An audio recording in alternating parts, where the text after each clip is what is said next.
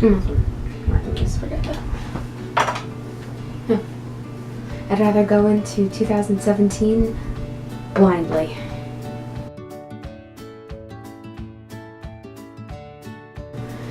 Hi guys, welcome back to my channel. I know it's been a while, but if you're new, my name is Stephanie. Sometimes I make covers, other times I talk about books. Today I'm going to be talking about some of the books that I've read in 2016, and these are going to be my absolute favorites out of the 66 that I read. Yes, I know I was supposed to get to 100, but 66 is still a lot, so I'm still pretty proud of that. I was going to be talking a little bit about these books, and they're in no particular order, so let's just get right into the video. First we have The Book Thief by Zodiac.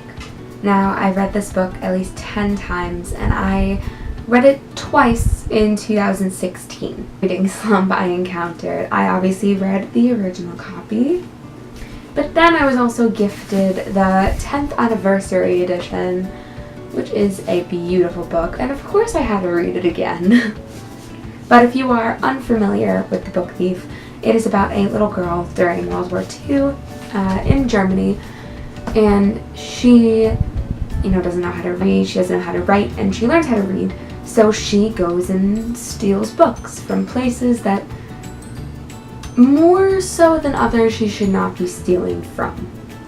It does get quite sad, but past all the sadness, before the sadness, after it's all said and done, it's a beautiful book, and I felt happy reading it, even if some of the things that happened made me kind of upset. I'm very, very glad that I had time to reread this, let alone reread it twice this year.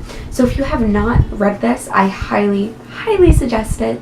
If you want to read it, go ahead. If not, that's fine too. But this is my favorite book of all time. Next we have Extraordinary Means by Robin Schneider. So yeah, this is basically like The Fault in Our Stars. It's also really, really relatable. It makes a lot of references about things that are popular today, which I really, really like. For example, there's a post-it in here. I think that was a green post-it. Yeah, it says Harry Potter reference number 15. But yeah, they make a lot of references in here, and it's a really, really quick read. I didn't want to put it down. I read it on a plane somewhere. Why can't I remember where I went? Doesn't matter. It's up. What I really, really like about this, especially, is that the character development is so lovely. It's gradual, but it doesn't take forever. And it's just such a nice standalone. If you feel like crying, but also feel like laughing at the same time, read this.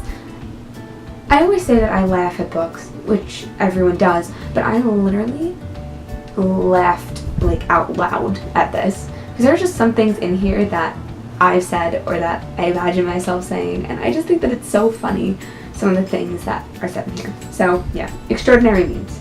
Great book.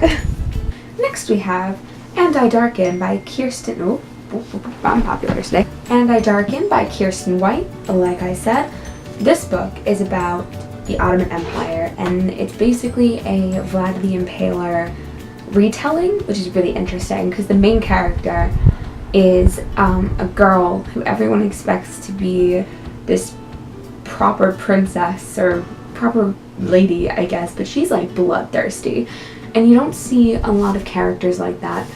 Well, that's not true. You don't see a lot of female characters like that, and it's a really, really interesting take because the main character, she has a brother, and it shows his feminine side and her not so feminine side, which I think is really interesting. Like, I know a lot of people who will read this and will be like, oh, like he's too feminine. But then there's like an interesting plot twist. Oh my god. It's really good. It's really long. Well worth it though. If it takes you a year to read this, fine. If it takes you an hour, fine. I just really suggest that if you have not read this yet, at least try to. At least read the synopsis. See what you think. Because the synopsis on this especially was not enough for me. I had to read it, and I read it in a day and a half. so good. I wish I could reread this. I really want to reread it, but I'm not going to because I don't have time. Then we have Passenger by Alexandra Bracken. Whoa, what a gorgeous book. She is also the author of The Darkest Minds, which I have not read. So it was my first novel by her. This is the first in a duology, which I pre-ordered the second one, by the way. Oh, I'm so excited. If you are unfamiliar with this, it's pretty much about a girl who somehow ends up on this Voyager ship. She's a passenger. And she ends up on this ship, and the reason why she's there is because the people who are already on that ship, they believe that she can bring back this like this magical object to restore peace. I think that's why. So, you know, she's trying to fulfill everybody's wishes while in this weird time era, because it's like where is it? Does it say the year? Like 1910. As opposed to like 2015 or whenever this was written. Oh my god. It's so good. There's romance in it, but it doesn't take away from the story. If anything, I think that it makes it better because there are some pretty like difficult times for these characters in this novel, and it's really nice and refreshing to see at least a little bit of happiness, even if it's in the form of a romance, which I'm fine with, because that kind of makes it seem a lot more lighthearted than some of the parts in this book are, which I really, really appreciate. Now the next set of books, the first two are a part of a trilogy, and the second two are a part of another trilogy. The first one I would like to talk about, or like the first set I would like to talk about, The Kiss of Deception by Mary E. Pearson, and The Heart of Betrayal by Mary E. Pearson. If you've never heard of this, fine, I'm gonna tell you what it's about. So, we have the princess, the beautiful princess, and her father happens to be king. Obviously, how are you gonna be? Whatever. So her father wants to marry her off, and she's not having it. She's like, let me think, no. And so she runs away. So then her father decides to send people after her, the prince and then a bounty hunter. They both want to find her. Obviously the bounty hunter wants to kill her because she ran away. So it's basically her journey of not only, you know, having a romance, but also kind of restoring peace in the way that she wants to, I guess. There is romance in this. That is a big premise of it, but again, does not take away from the other elements of the story. It makes it really nice, and because of the romance, you get to see each character's development in a different way, as opposed to if there was not any romance, which I enjoyed. Really, really nice. And The Heart of Betrayal is the sequel to this. This is a really good sequel. There's very few sequels that I can say, wow, that was just as good as the first one. This was one of them. And I really, really enjoyed this just as much as the first one. And now we are on to our last set of two books, which is, we have Zodiac by Romina Russell, and then the sequel, Wandering Star by Romina Russell. Oh my god. So, Zodiac by Romina Russell is about, as you can tell, it's about the zodiac signs. So we have the main character, Ro. She's a Cancerian. A person that has the zodiac sign of Cancer. And this novel is more like each zodiac sign has their own planet, and people inhabit these planets, and they, depending on the planet that you're on, like Cancer is focused on strategy, I think. Pisces is focused on spiritualness. And, you know, everything's all good. And of course the main character, she does something that no one else in this world does. She like reads the stars a special way, and You know, half the universe says she crazy, other half says, oh no, she's special. She ends up being special, obviously, or else there probably would not be a book. But, so in the midst of all of that, while she's reading the stars, she notices that there's like a bad presence, and that presence is the 13th sign. That they kind of like kicked out of Zodiac.